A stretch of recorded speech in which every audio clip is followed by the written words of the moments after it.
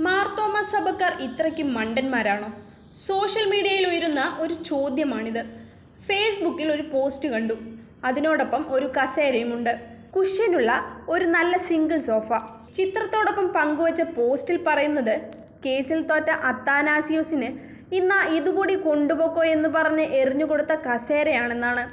പക്ഷേ ആ ഫോട്ടോ എൻലാർ ചെയ്തു നോക്കിയാൽ മലങ്കര ത്രോൺ എന്ന് എഴുതിയിട്ടുണ്ട്. അവരതിനെ മാർത്തോമയുടെ സിംഹാസനമായി കരുതുന്നു.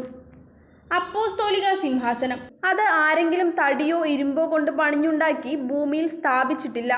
പൗലോസ് ഉൾപ്പെടെ 13 പേരും അങ്ങനെ ചെയ്തതായി അറിവില്ല. യേശുക്രിസ്തുവിന്റെ നിർദ്ദേശവും പരിശുദ്ധാത്മാവിന്റെ ആവശ്യവും ഉൾക്കൊണ്ടുകൊണ്ട് ഭൂമിയിൽ വിവിധ ഭാഗത്തേക്ക് സഞ്ചരിച്ച് ഓരോരുത്തർക്കും അനുകൂല സാഹചര്യം കിട്ടിയ പ്രദേശങ്ങളിൽ ഇസ്രായേൽ ഗോത്രം 12നെയും ഓർമ്മിപ്പിക്കുന്ന തരത്തിൽ അവരവരുടെ ആസ്ഥാന കേന്ദ്രമാക്കി പ്രവർത്തിച്ചു. അങ്ങനെ മുൻവിളി അനുസരിച്ച് തോമാശ്ലീഹ പേർഷ്യൻ നാടുകളിലുള്ള എഡേസ എന്ന സ്ഥലത്ത് സിംഹാസനം സ്ഥാപിച്ച് തന്റെ ശിഷ്യനായ ആദായിയെ ഏൽപ്പിച്ച ശേഷം വീണ്ടും യാത്ര തുടർന്നു. ടക്സില എന്ന സ്ഥലത്തെത്തി. അവിടെ നിന്നും ഇന്ത്യയിലും എത്തി. 20 വർഷക്കാലം സുവിശേഷം അറിയിച്ചു. മൈലാപ്പൂരിൽ വെച്ച് കൊല്ലപ്പെട്ടു. അവിടെ തന്നെ ഖബറടക്കി.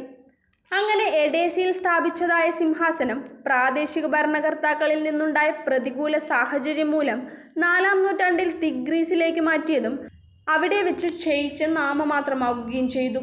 അതിനുശേഷം തോമാശ്ലീഹയുടെ പിന്തുടർച്ചക്കാരായ ഭാരത നസ്രാണികളും കൂനൻ കുരിശു സത്യത്തിലൂടെ ശക്തിയാർജിച്ച മാർത്തോമൻ നസ്രാണികളും തിഗ്രീസിൽ ക്ഷയിച്ചുപോയ മാർത്തോമയുടെ സിംഹാസനം 1912 അന്നത്തെ അന്ത്യോക്യൻ പാത്രിയാർക്കീസിന്റെ നേതൃത്വത്തിൽ മലങ്കരയിലേക്ക് മാറ്റി പുനഃസ്ഥാപിക്കുകയും ചെയ്തു.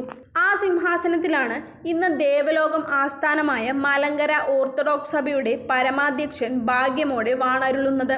മലങ്കര ഓർത്തഡോക്സ് സഭയെ സംബന്ധിച്ചിടത്തോളം അപ്പോസ്തലന്മാരുടെ ശ്ലൈഹിക സിംഹാസനം എന്നത് വിശ്വാസികളുടെ മനസ്സിലുള്ള അദൃശ്യമായ ദൈവിക വിശ്വാസ സിംഹാസനമാണ്. ദൈവം, സ്വർഗം, നരകം, പറുദീസ, സ്വർഗീയ സിംഹാസനം ഇതൊക്കെയും അദൃശ്യമായി നമ്മൾ മനസ്സിൽ കാത്തുസൂക്ഷിക്കുന്ന പോലെ ശ്ലൈഹിക സിംഹാസനവും അദൃശ്യം തന്നെയാണ്. ഓരോ വിശ്വാസിയുടെയും മനസ്സിൽ അദൃശ്യമായ സിംഹാസനം സ്വർണ്ണ ശോഭയോടെ എക്കാലവും തിളങ്ങി നിൽക്കും. എണ്ണ ഒഴുകുന്ന മാതാവ്, കണ്ണീർ ഒഴുക്കുന്ന മാതാവ്, പഴന്തുണി കണ്ണാടിക്കൂട്ടിൽ വെച്ചിട്ട് തിരുശേഷിപ്പ് എന്ന് പറഞ്ഞ് പരത്തുന്ന നാട്ടിൽ തോമാശ്ലീഹ നേരിട്ട് വന്ന് ആർക്കെങ്കിലും കസേരയോ സോഫയോ സിംഹാസനമോ പണിഞ്ഞു കൊടുത്തിട്ടുണ്ടെന്ന് പറയുന്നത് തന്നെ മ്ലേച്ഛമാണ്. അങ്ങനെ ചെയ്തിട്ടുണ്ടെങ്കിൽ അതിന് തെളിവ് കൂടി കാണിക്കാനുള്ള ധാർമ്മികത പറയുന്നവർക്കുണ്ടാകണം. ഇനിയും ഈ തിരുവല്ല ആസ്ഥാനത്ത് വേറെ എന്തൊക്കെ ഉണ്ടോ ആവോ? ചിത്രത്തിൽ കാണുന്ന കസേരയുടെ വലതുവശം സ്വർഗവും ഇടതുവശം നരകവും ദൈവം നടുവിൽ കസേരയിലുമൊക്കെ ആയിരിക്കാം. 2-ാം നിലയിൽ പറുദീസയുമായിരിക്കാം. ആകട്ടെ, പുതിയ തലമുറയെ പിടിച്ചു നിർത്താൻ ഇതുപോലെ എന്തെങ്കിലുമൊക്കെ വേണ്ടി വന്നേക്കും മാർത്തോമ സഭയ്ക്ക്.